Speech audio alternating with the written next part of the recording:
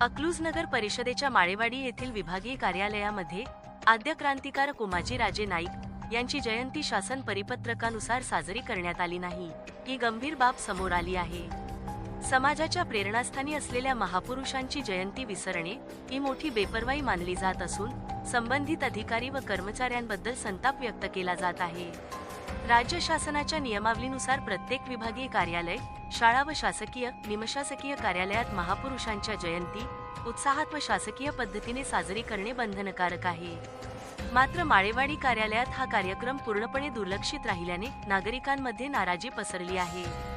स्थानिकांनी विचारणा केली की प्रशासन जर महापुरुषांना विसरणार असेल तर सामान्य जनतेकडून काय अपेक्षा ठेवायची।